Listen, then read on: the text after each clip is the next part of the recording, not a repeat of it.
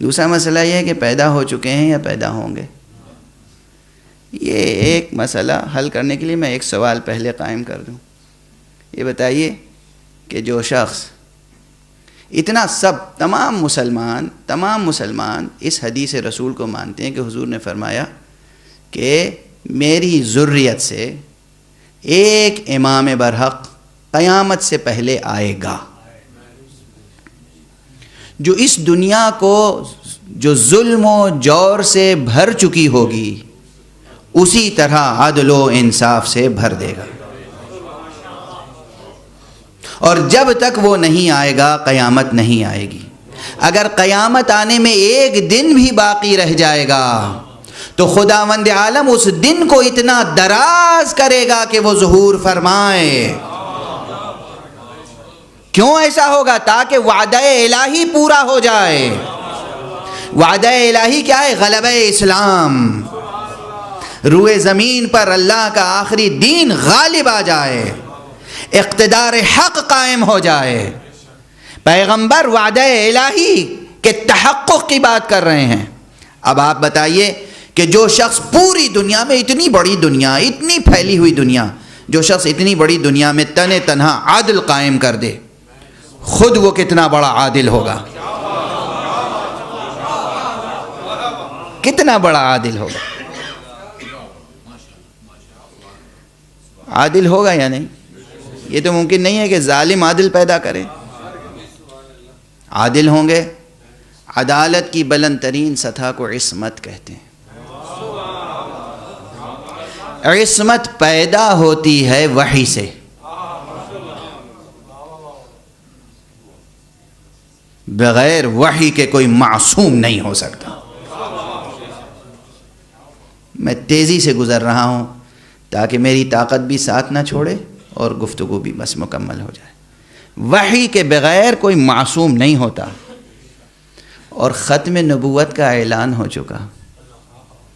اب اگر کوئی پیدا ہوگا تو کیا اسے معصوم بنانے کے لیے پھر کوئی وحی آئے گی؟ وحی آئے گی تو ختم نبوت کا عقیدہ کہاں رہ جائے گا؟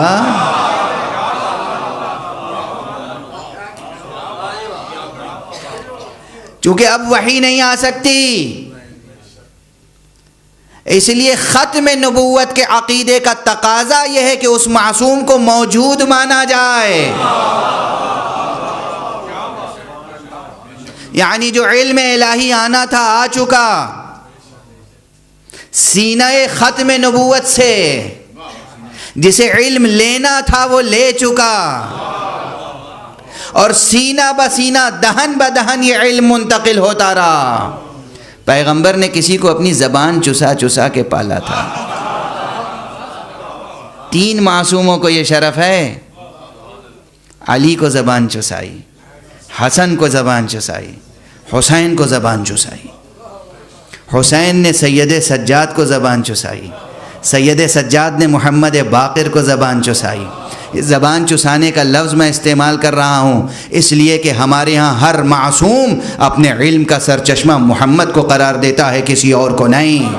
کوئی اور ہے ہی نہیں سرچشمہ علم.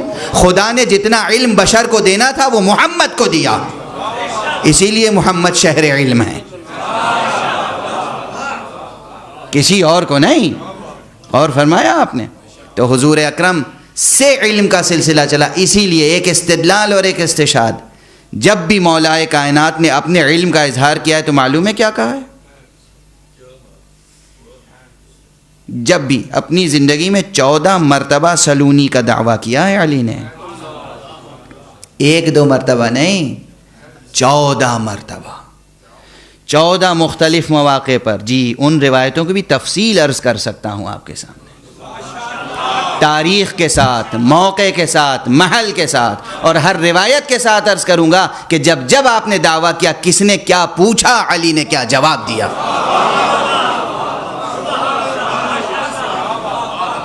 لیکن حفظ مراتب دیکھیے اہل بیت کا. جب تک حضور اس دنیا میں رہے تب تک کبھی سلونی کا نعرہ علی نے نہیں لگایا.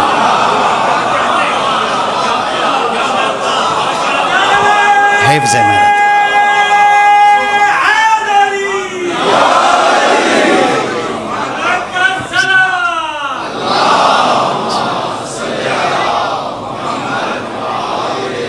حفظ مراتب. جب تک حضور رہے کبھی سلونی کا دعویٰ نہیں کیا. پہلی بار حضور کے بعد سلونی کا دعویٰ کیا ہے. کب کیا؟ جب علی مجبور بنا دیے گئے تھے اس وقت کیا.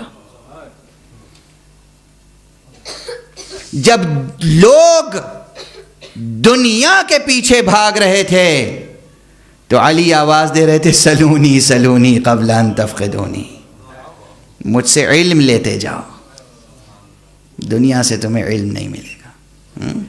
14 مرتبہ. اور جب بھی کہا ہے تو ایک جملہ کہا، ہا ہونا علما جما ہا ہونا لعاب رسول اللہ. مجھ سے علم لو، یہاں لعاب رسول اللہ ہے. لعاب رسول اللہ. ان فقروں کی تشریح کے لیے اور اس کو سمجھنے کے لیے نہ جانے کتنے اعتکاف کیے جاتے ہیں. لعاب رسول اللہ علم ہے. لعاب رسول اللہ علم ہے. وہ لعاب رسول اللہ دہن بدہن پہنچا سید سجاد سے باقر علوم تک، حضرت باقر علوم سے حضرت صادق آل محمد تک، حضرت صادق آل محمد سے امام موسیٰ الکاظم تک، امام موسیٰ الکاظم سے امام علی رضا تک، امام علی رضا سے امام محمد تقی تک، امام محمد تقی سے امام علی نقی تک، امام علی نقی سے امام حسن عسکری تک، اور حسن ابن علی سے اس تک جو امانت دار ختم نبوت ہے، جو محضر ختم نبوت کی آخری مہر ہے، اس تک جس کا لقب قرآن میں بقیت اللہ ہے، اور جس کو ہم بقیت اللہ الاعظم کہتے ہیں. صرف بقیت اللہ نہیں، بقیت اللہ الاعظم کہنا ضروری ہے. کیوں ضروری ہے؟ اللہ نے بہت سی چیزوں کو باقی رکھا ہے. جتنی چیزوں کو باقی رکھا ہے ان میں سب سے بڑی حقیقت ذات مہدی منتظر ہے.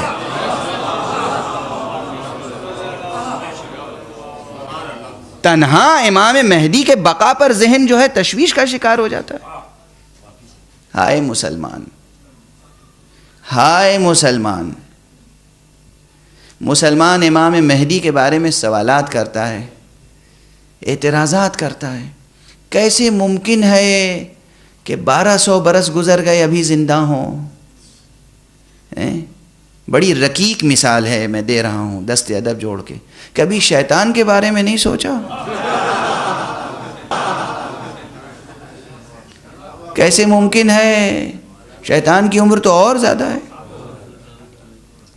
کہا صاحب شیطان کو اللہ نے جینے کی مہلت دی ہے، تو ہم کب کہتے ہیں کہ مہدی کو کسی غیر اللہ نے زندہ رکھا؟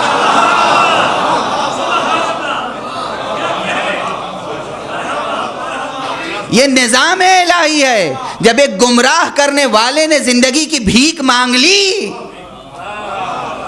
تو اللہ کے لطف و کرم کا تقاضا یہ تھا کہ ہدایت کرنے والے کو بھی زندگی عطا کرے. اور میں دست ادب جوڑ کے کہتا ہوں کہ یہ مثال دے تو دی میں نے، مگر شایان شان حضرت مہدی نہیں ہے. ہم شیطان کی مثال دے کر اپنے مہدی کی زندگی ثابت نہیں کرتے. دوسری مثال موجود ہے. کوئی مسلمان ہے، کسی میں جرأت ہے جو عیسیٰ کی زندگی کا انکار کرے؟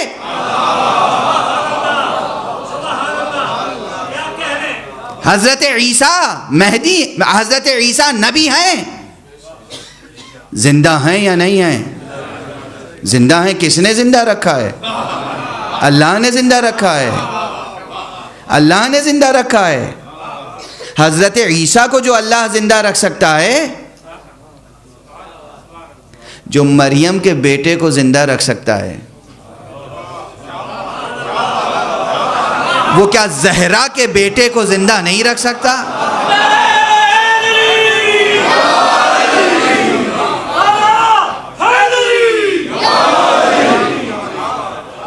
جو خدا مریم کے بیٹے کو زندہ رکھ سکتا ہے وہ زہرا کے بیٹے کو زندہ نہیں رکھ سکتا.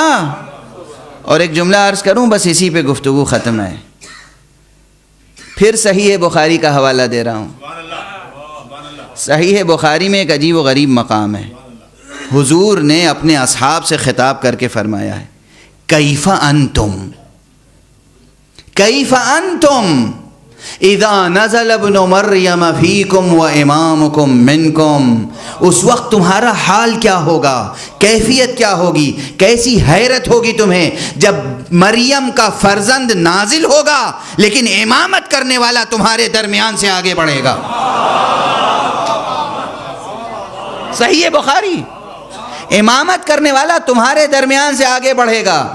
غور فرما رہے ہیں آپ، مریم کا بیٹا نماز پڑھے گا، زہرا کا بیٹا نماز پڑھائے گا۔ اور اب ایک مسلمہ اصول یاد رکھیے، پیچھے نماز پڑھنے والے کو کہتے ہیں مأموم، آگے نماز پڑھانے والے کو کہتے ہیں امام۔ جب مأموم کی یہ فضیلت ہے کہ اسے طول حیات ملی، تو امام کو تو مأموم سے افضل ہونا چاہیے۔ صلوات پڑھ دیں محمد و آل محمد۔ برحمتک یا ارحم الراحمین، وصلی اللہ علی محمد و